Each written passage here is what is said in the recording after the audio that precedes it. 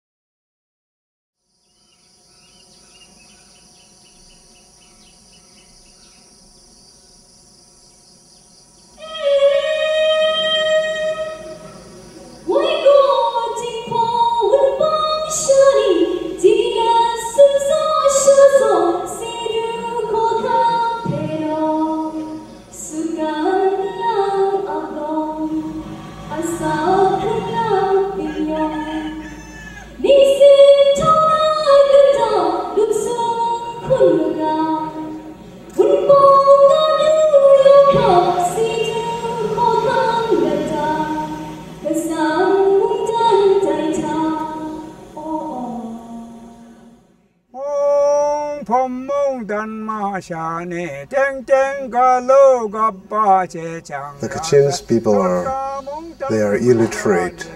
Before Dr.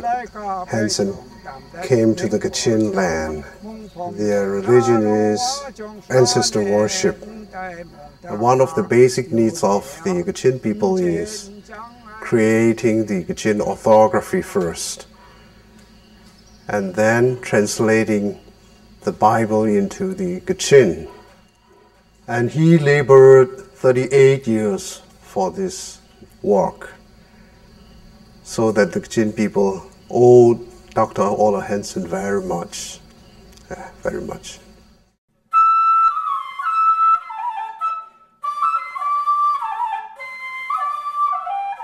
Ole Hansen, it's remarkable that he lived as long as he did out there with malaria, with typhoid, with dysentery, with all of these things that really plague a person when they come into this area.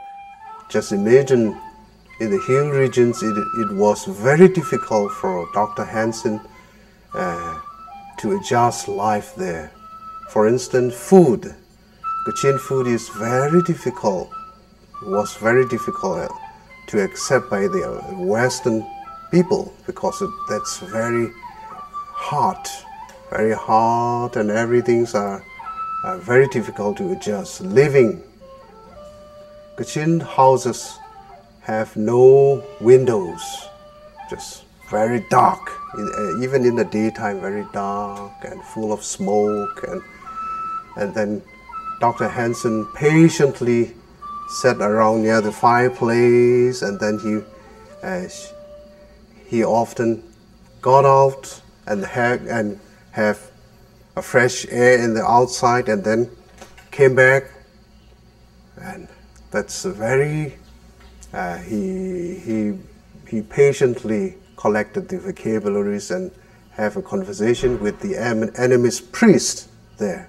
One of the stories that the animists had said that they had a book, and in this book they told about a creation, talked about a flood, talked about many of the stories that the Bible had, and they'd been up in China and they'd got a hold of this book, and the stories vary as to what happened to this. Some said that it was some parchment, and then when they were coming home they became very hungry and they ate up the parchment. Another story is that they dropped and the dogs got a hold of it and tore it all apart. So in a way, these animists were somewhat prepared for the message that they were to receive, because they had this background of the stories about a flood and about creation, about some great God. And some stories had so much, but there was some kind of a savior, some kind of a person who came and to deal with the problems in the world. Kachin people believed the sun, the spirit of sun, the sun, that is the highest, the most esteemed in the highest spirit. This is the sun god. And Dr. Hansen and his fellows at the time explained that we will introduce you the eternal God who is more powerful than sun. And then the Kachin people said, wow, we thought that the God of sun was the most powerful, and you said that the eternal supreme being is more powerful than sun god, so that, well, we want to be there, we want to be heaven one day. Dr. Hansen used the cross culture, you know what I mean, in the mission field, and then he succeeded.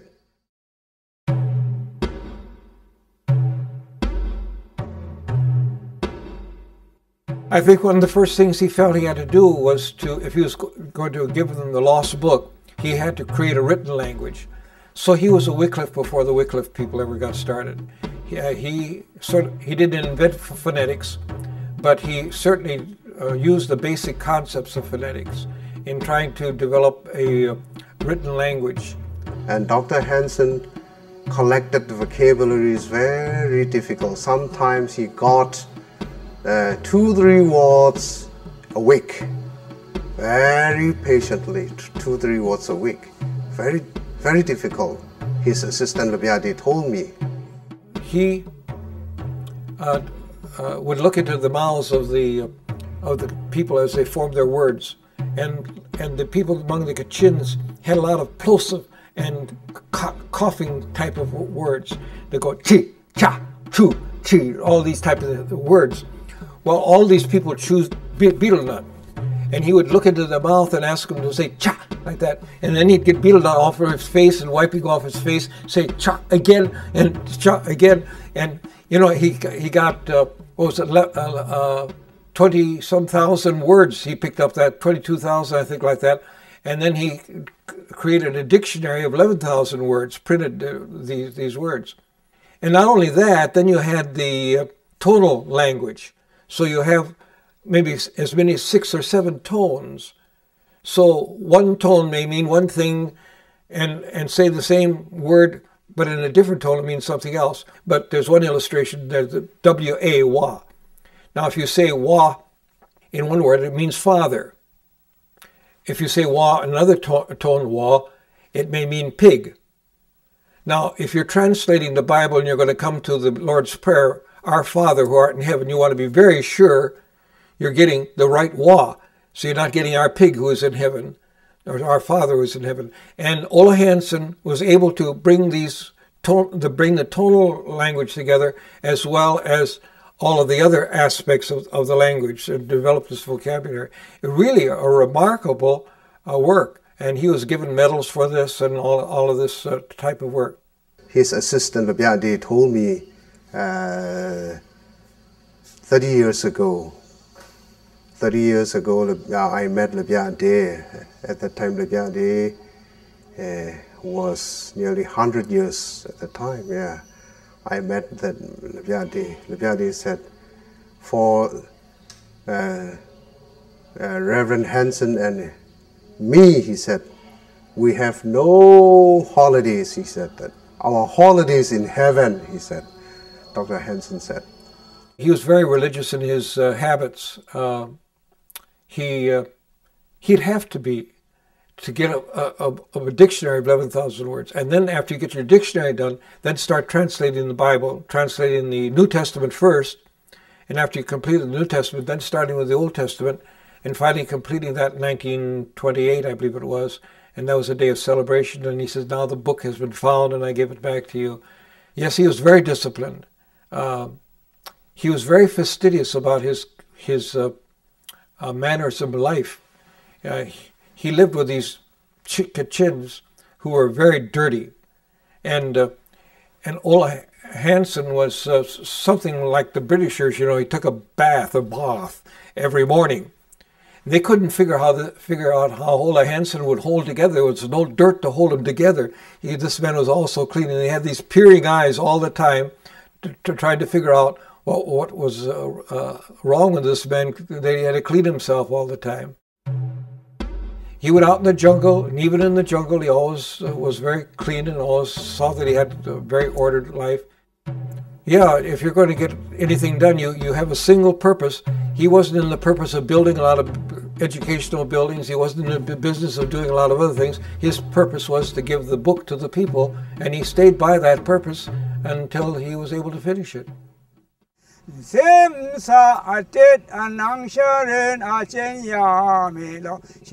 When we finished the book, in the book of John, for God so loved the world that he gave his only begotten Son.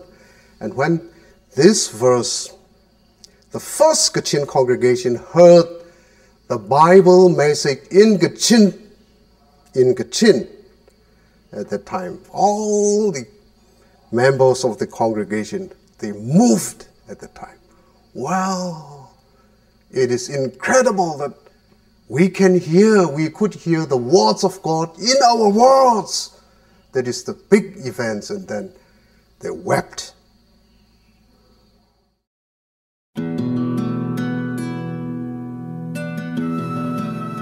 I believe the Spirit always precedes us. The Spirit does not only work through us, but the Spirit softens the hearts of people, either through the background of different ideas. So when we're going to transmit the message, there is a bridge, an acceptable bridge through which you could cross. And Ola Hansen found that with the idea of the story of the lost book. And these people, there was a hunger, there was something that that God had planted in their heart, this hunger in their heart to know more about this story. The missionary message in the Bible is not just simply a codex, it's a story. And he was completing that story. He was filling in the story. He says, you only have parts of the story. I'm telling you the whole story now. This is what God's story is all about. And I think that Ola Hansen found that preparation. Even among the wildest type of people, there was this hunger for God, hunger to know about what is this story all about. Ola Hansen was sensitive enough to know that he had the answer to that story that was in their hearts.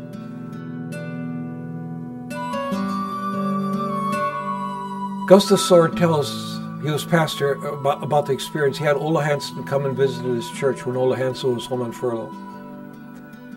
And he talked about the Kachins. And Gustav Sword was the pastor of this church in Des Moines. And Ola Hansen said, if I had to do it all over again, I would do it all over again. That was the spirit of him, up until the very day he died. There was a certain satisfaction that I have followed the path that God has followed me. And Gustav Sword said, that's the place I want to be.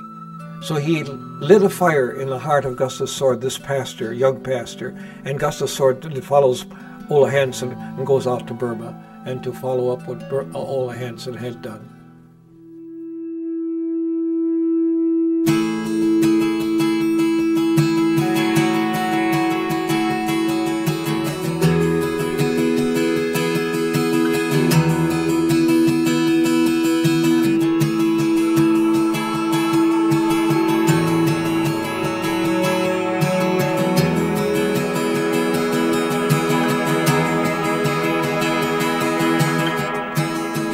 The heavens touch the earth, you open eyes to see your worth, and the walls are coming down, and the walls are coming down, and every plan of yours prevails.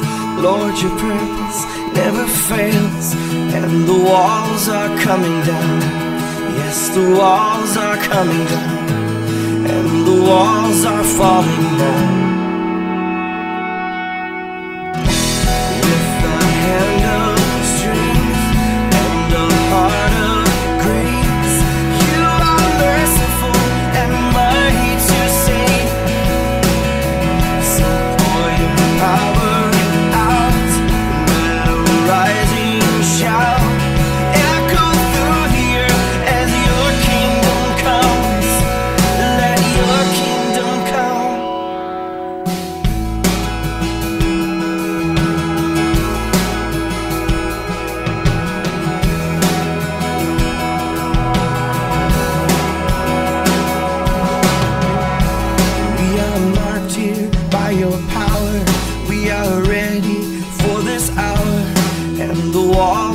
Coming down, yes, the walls are coming down. You are building up your bride, you are filling her with fire, and the walls are coming down. Yes, the walls are coming down, and the walls are falling down.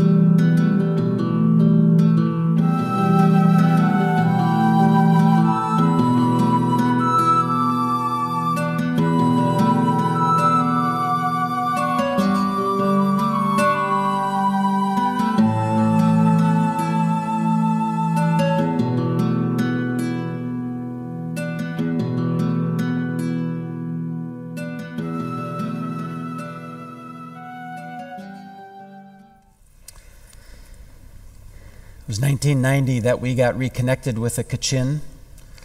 And then in 1995, we were invited to come to Myanmar to celebrate the 100th anniversary of Kachin literacy.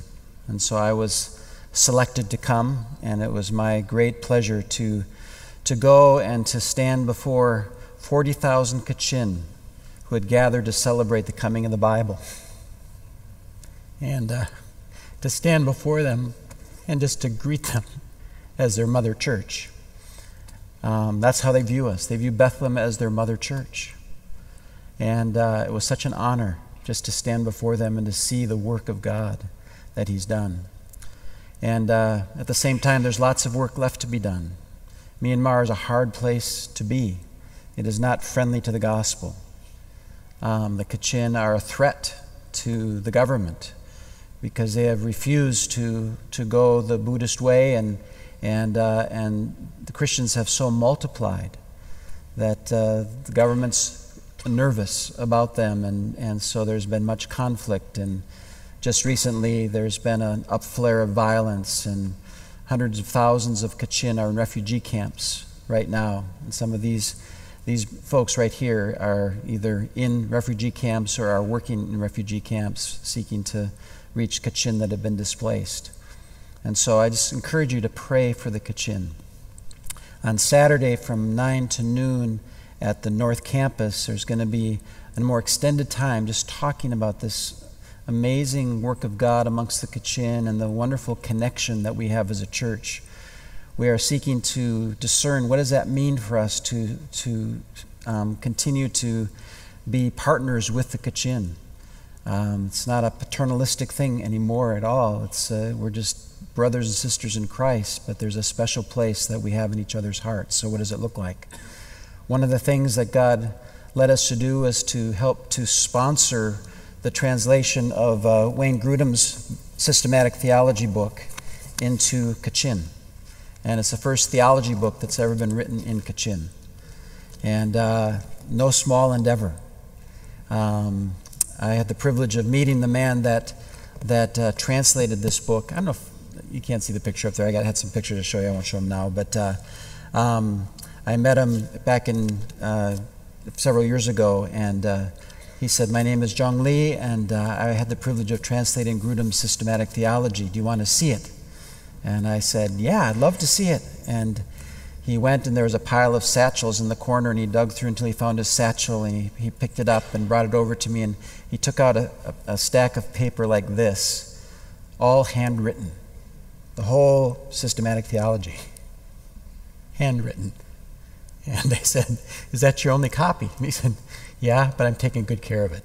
And it's now in digital form, and it's now been reproduced. This is the cover it's going to be. We gave it to them in soft copy, so it's the first time that they've had it in completion now, and it's going to be a tool to help strengthen the Kachin in terms of whole counsel of God and theology, because part of the problem was 1960s, all the missionaries were forced to leave, and for 30 years Burma was closed up tighter than a drum, and persecution, churches were burned, and all kinds of problems. And then the late 1980s, the government opened up a little bit, and some of their leaders came out for education.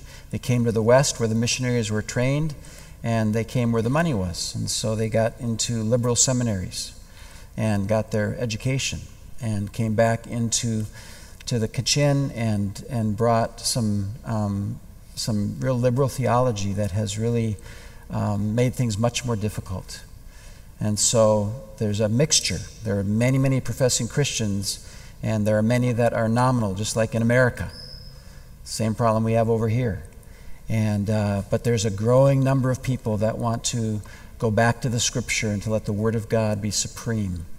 And so that's what we're dreaming about with them right now. What does it mean for us to partner with them? And the door is wide open for us to come back again and again and again. Chuck has been there probably the most of any of us, probably a dozen times. I've been there about 6 times. And how many in here have been there? If you just stand up real quick. So just stand up if you've been to Myanmar. And so you can talk to these folks if you have any questions, because maybe someday one of you will come on one of these teams. And you can't get a missionary visa into Myanmar, but you can come for short terms and do modular teaching, and there's all kinds of opportunities. So be in prayer for the Kachin. One of the things, when I went in 1995 to bring this greeting, I stood before the Kachin people, and they had a big plaque to thank Bethlehem, and that's when they put this pouch over my shoulder, and then they gave me this sword, and when Ken Na put the pouch over my shoulder, he said, "I give you this so that you will keep us in your heart. Keep us near your heart. And I give you this sword so that you'll help protect us. And then he whispered to me in my ear, theologically. And we take that very seriously. And he also said, we had some jade that we were going to give you. The Kachin State is known for its jade mines. And he said, we had a little Kachin, little jade that we wanted to give you. But it wasn't done being carved. So I said, oh, that's no problem. This is more than I could ever ask. But then a couple years later, the former General Secretary, Saboy Jum, came to the U.S. to deliver us the jade. And it wasn't just a little jade ring. I mean, this is what they gave us. And this is the Kachin symbol in 1895 to 1995. And it's just a symbol of the value of the partnership that they feel toward us and that we feel toward them. So, you are here at Bethlehem College and Seminary. You are being drawn into the life of this congregation. And whatever churches you've come from, you know their histories and you're connected there.